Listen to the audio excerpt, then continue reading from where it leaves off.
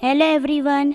मोचन phone पर बोलता है, क्या नीडोंग हाओकियान ग्रुप का शेयर होल्डर है? हाओकियान ग्रुप तो अभी कितनी परेशानी से गुजर रहा है। शायद मुझे भी तुम्हारा शेयर होल्डर बनना पड़ेगा, तभी मैं अपने राइवल से कम्पीट कर पाऊंगा। जिंग बोलती है, ओके, अगर तुम ऐसा ही करना चाहते हो तो उस अमाउंट को मेरे वेडिंग प्रेजेंट की तरह यूज कर सकते हो। मोचन बोलता है, अब जब मेरी वाइफ ने मुझे ऐसा करने के लिए कहा ही है तो मैं उसे कैसे मना कर सकता हूँ। थोड़ा इंतज़ार करो, मैं उस अमाउंट ऑफ स्टॉक को तुम्हारे वेडिंग प्रेजेंट की तरह ही यूज़ करूँगा। चलो, अब मैं तुम्हें और परेशान नहीं करूँगा, मैं फ़ोन रखता हूँ, तुम अपना ख्याल रखना। जेंग बोलती है, जल्दी घर पर आ जाना, मैं और मुया आपका इंतज़ार कर रहे हैं, फिर हम साथ में डम्पलिंग्स खाएंगे। फिर मोचन किसी को कॉल लगाकर बोलता है, वाइस प्रेसिडेंट मैंग को यहाँ पर बुलाओ। थोड़ी देर बाद वहाँ पर मैंगी फैन आ जाता है। वो बोलता है, तुमने मुझे यहाँ क्यों बुलाया? अब तो तुम्हारे पास कितनी ब्यूटीफुल वाइफ भी आ चुकी है, पर फिर भी तुम अनकंफर्टेबल लग रहे हो। मोचन बोलता है, हाओकियान का सबसे वीकेस्ट पॉइंट क्या है? मैंगी फैन बोलता है, उनकी शिपिंग कंपनी, उनका मैनेजमेंट भी ठीक नहीं है, रेप्यूटेशन भी खराब है।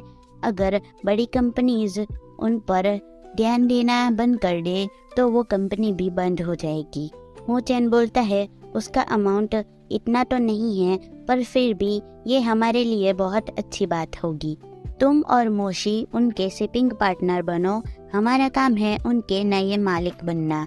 जिंग हाओकियान को इस बात का पता नहीं चलना चाहिए कि ये हमारी शिपिंग टीम है। आगे तो तुम्हें पता ही है क्या करना है। अभी तो जिनहाओ होटल सी सिटी की सबसे बड़ी होटल बन चुकी है और शायद वो हाओकियान ग्रुप से ही रिलेटेड है। वहाँ पर जाने के लिए भी कोई तरीका ढूंढो। हमें हाओकियान ग्रुप पर कब्जा करना है, उस पर फोर्स करो कि सब कुछ पब्लिक करे, उसके बाद हम उनके स्टॉक्स खरीद पाएंगे। मैंगी फैन बोलता है, मैंने पहले जो बोला उसके लिए मैं माफ़ी मांगता हूँ। फाइनली तुम काम में अपना बेस्ट देने लगे। अगर ये बात जिंग शाओ को पता चल गई तो वो तो उसकी फैमिली है, अगर उसे ये पता चल जाएगा तो तुम्हारे प्यार पर कोई असर तो नहीं होगा ना। मोचन बोलता है, मैं ये सब इसलिए कर रहा हूँ क्योंकि जिंग शाओ को वेडिंग प्रेजेंट चाहिए। तभी उसका फोन बजने लग जाता है और आवाज आती है कि मास्टर ये आ रहे हैं। तो ये दोनों एक दूसरे को देखने लग जाते हैं। फिर वहाँ पर मुया और मुई आते हैं। मोचन मुया को अपने पास लेता है तो मुया बोलती है, डैड मॉम कहाँ है?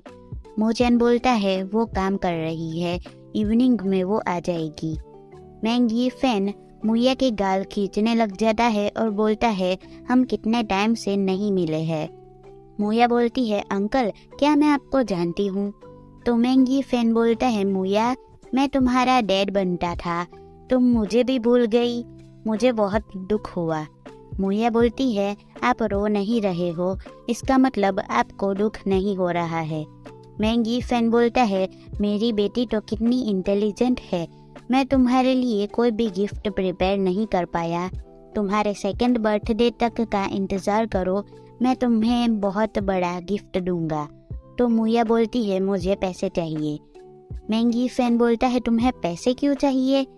मुया बोलती है, मैं वो पैसे डैड को दूंगी, उसके बाद डैड मॉम को मुझसे चुरा नहीं पाएंगे। ये सुनकर मोचन का तो रंग ही उड़ जाता है और मैंगी फैन हंसने लग जाता है और मुई के मुंह से सारा पानी बाहर आ जाता है। फिर मोचन बोलता है, ब्रो आप अचानक कंपनी में क्यों आए? मुई बोलता है, मैं 2 साल से घर पर ही हूँ और इस बात से लोग मुझे ताने मारते रहते हैं, तो आज मैं हिम्मत करके यहाँ पर आ ही गया ताकि मैं लोगों को दिखा सकूँ कि मैं व्हील चेयर पर भी होकर कुछ भी कर सकता हूँ और मोशी ग्रुप को भी संभाल सकता हूँ। ये सुनकर मोचन तो बहुत खुश हो जाता है और बोलता है, ब्रो आप मोशी ग्रुप को मैनेज करने वाले हो, वाओ ये तो कितनी अच्छी बात है। आप मोशी ग्रुप को मैनेज करोगे तो मैं डॉक्टर शू को बोलूँगा कि वो यहाँ पर आकर आपकी स्पेशल केयर करे। वो आपके साथ ही 24 आवर्स रहेगी। फिर मैं और जिंग शाओ हनीमून पर चले जाएंगे। तो मुई बोलता है, मोचेन गलत मत समझो, मैं मुइया का ख्याल रखने नहीं, तुम्हारे साथ काम करने के लिए और अपना काम शेयर करने के लिए आया हूँ। इधर क्यान यी को भी ये बात पता चल जाती है कि मुई फिर से मोशी ग्रुप मैनेज करने वाला है। तो वो बोलता है, मुई फिर से नॉर्मल पर्सन की तरह चलने लगा क्या? तो उसके सामने वाला बंदा बोलता है, मुझे ये तो क्लियरली नहीं पता है, पर शायद वो फिर से पहले की तरह ही काम करने लग जाएगा। क्यान यी, तुम्हें मुई से माफ़ी मांग लेनी चाहिए। तुमने उस समय चुयुन के कारण ही मुई से बोलना बंद कर दिया था ना। तुम दोनों साथ में बड़े हुए हो, तो एक लड़की की वजह से तुम अपना रिश्ता क्यों खराब करना चाहते हो? तो क्यान ये बोलता है, एक बार तीर कमांड से निकल जाए उसके बाद उसे वापस नहीं बुलाया जा सकता।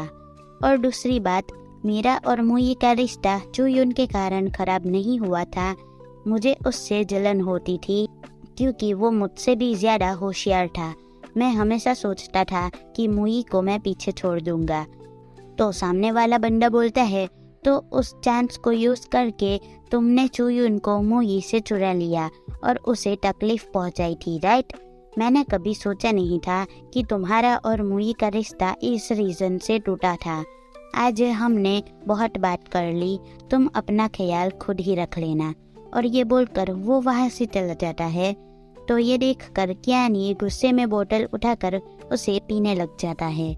और इसी के साथ ये चैप्टर होता है यहीं पर ही खत्म। So that's it for today and thanks for watching. मिलते हैं नेक्स्ट वीडियो में। टाटा।